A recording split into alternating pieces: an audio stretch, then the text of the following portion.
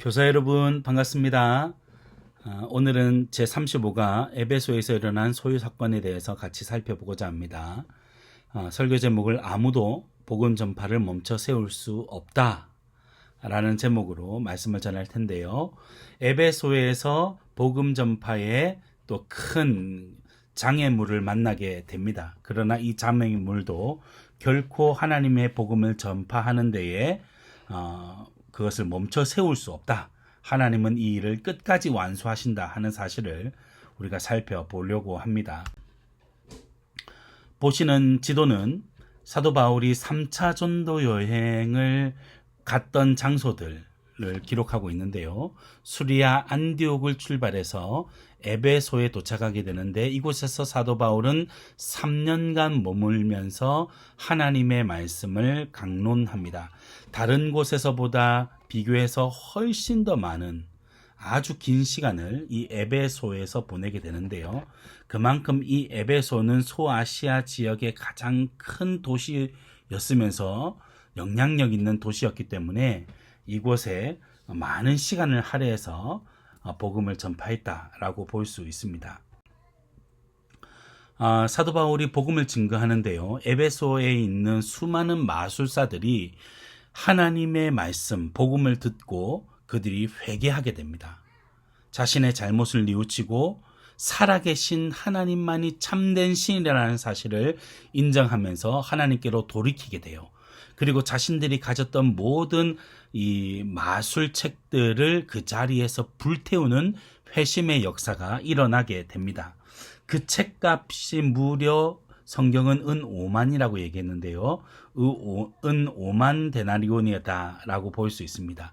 지금으로 환산하면 한 50억 원쯤 되는 책들을 그들이 불태워 버립니다. 놀라운 일이죠. 이런 결단과 은혜가 복음의 전파 가운데 꽃피우게 되었습니다. 하지만 복음 전파에 있어서 항상 좋은 일만 또 회심의 열매만 있는 것은 아니죠. 복음을 들을 때에 방해하는 사람들이 일어났고 대적자들이 일어나게 되었습니다. 그 중에 한 사람이 이 아데미 여신상을 만드는 이 직업을 가진 데메드리오라고 하는 사람이었습니다. 이 데메드리오는 아마도 이 신상을 만드는 그런 조합의 아마 조합장쯤 되는 아주 영향력 있는 사람이었던 걸로 보입니다. 자, 여러분, 에베소 사람들이 섬겼던 그 아데미 여신상을 한번 유심히 보십시오.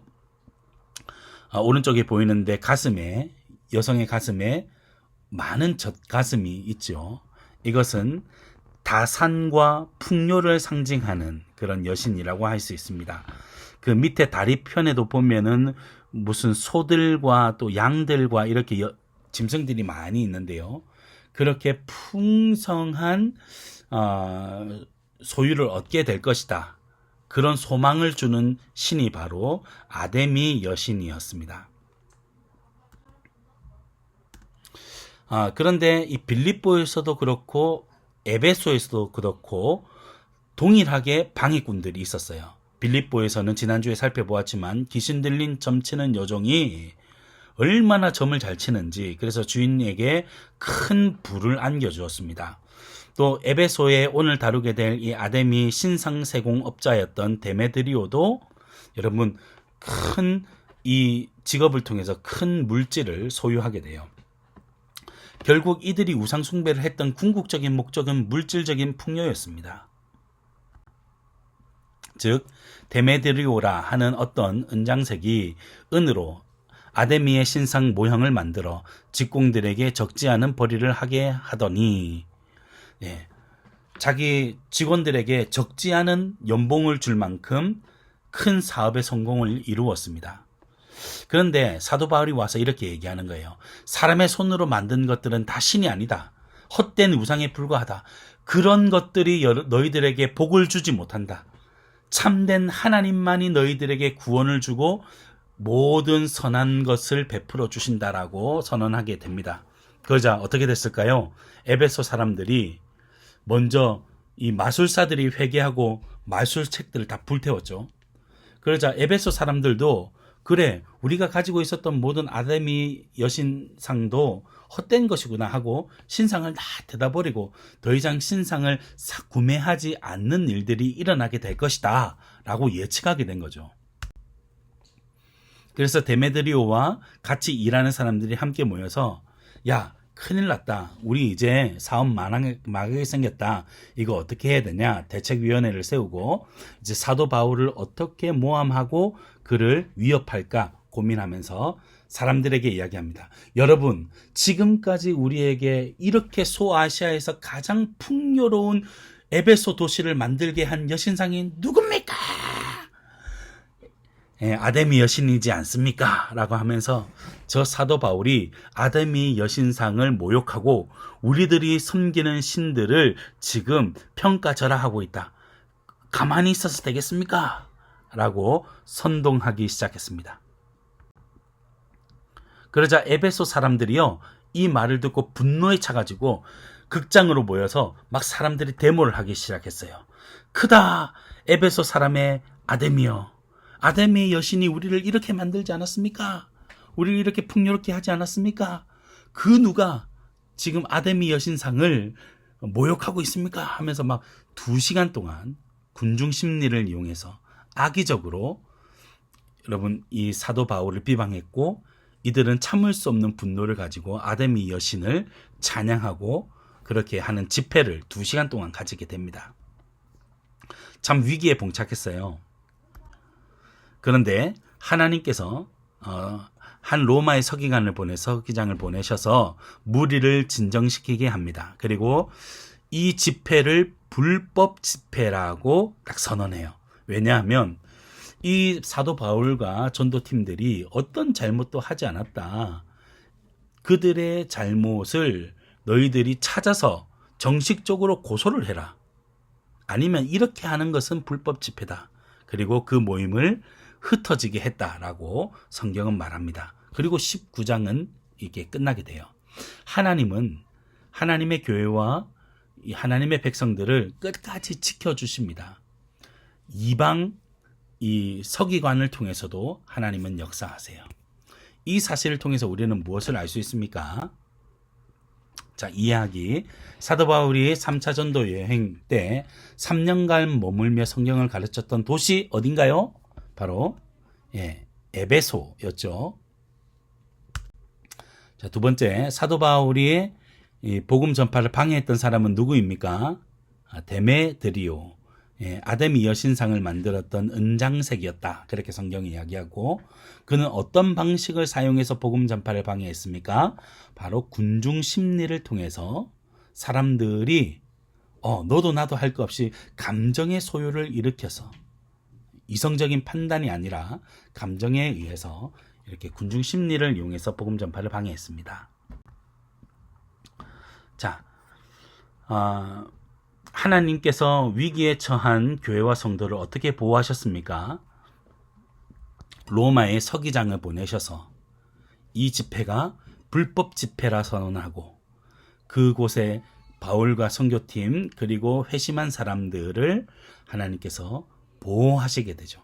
군중들도 다 이것이 불법 집회라고 하니까 다 모임이 수그러들고 흩어지고 교회가 안전하게 보호되는 그런 은혜를 누리게 되었습니다.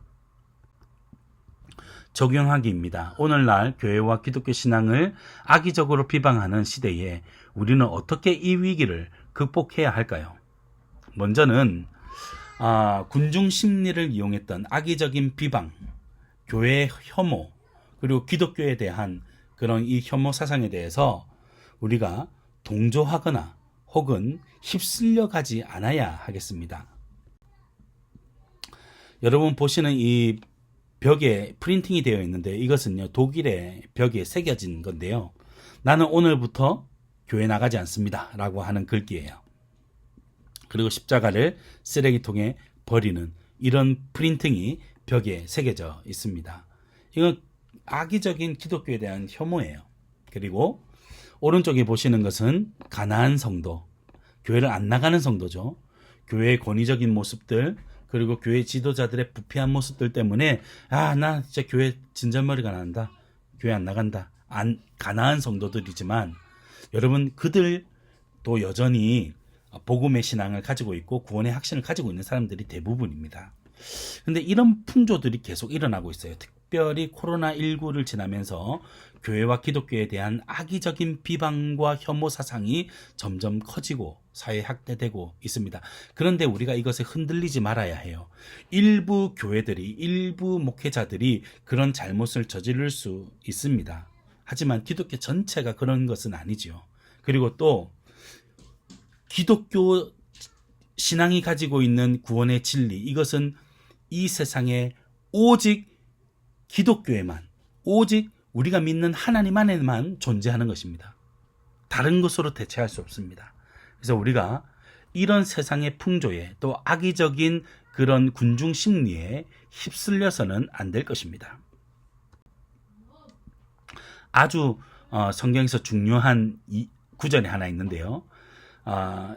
에베소 사람들이 크다 에베소 사람의 아데미어 하면서 이제 원형극장에 모여서 막 2시간 동안 그 구호를 외쳐댈 때에 성경은 이렇게 얘기하고 있어요. 사람들이 외쳐 어떤 사람은 이런 말을, 어떤 이는 저런 말을 하니 모인 무리가 분란하여 태반이나 어찌하여 모였는지 알지 못하더라. 이런 사람들이 막 몰려가니까 따라간 사람들이 대부분이었다는 거예요. 크다 아데미어 신이여 하니까 그래 그런가 보다 하면서 막 목소리를 높여 소리쳤던 사람들이 대부분이었다는 것입니다. 그런데 정말 복음의 진리를 깨달은 사람들은 그렇게 하지 않을 것이죠. 우리가 휩쓸려서는 안 됩니다. 하나님은 지금도 교회가 이 땅의 소망이라고, 구원은 오직 교회를 통해서 이루어 간다고 말씀합니다. 웨스터민스터 신앙고백서 제25장 2항에 보면 이 교회 밖에는 구원받을 수 있는 통상적 가능성이 전혀 없다라고 선언했습니다. 여러분, 우리를 구원하는 예수 그리스도의 구속 사역이 교회를 통해서 선포됩니다. 그리고 그것을 인정하는 세례도 교회를 통해서 주어지게 돼요. 그리고 이것을 인정하는 구원받은 사람들이 함께 성찬을 먹고 마심으로 교회 안에서 우리의 구원을 다시 한번 확인하게 됩니다. 여러분, 교회 밖에는 구원이 없습니다. 그러므로 교회가 연약한 모습이 있고 또 어리숙한 모습이 있고 때로는 좀 도덕적으로 타락한 모습이 있다 할지라도 여전히 하나님은 교회를 통해서 구원을 이루어 가신다는 사실을 우리가 기억해야 하겠습니다. 마지막으로 하나님은 자기 백성들, 교회와 성도들을 끝까지 지키세요.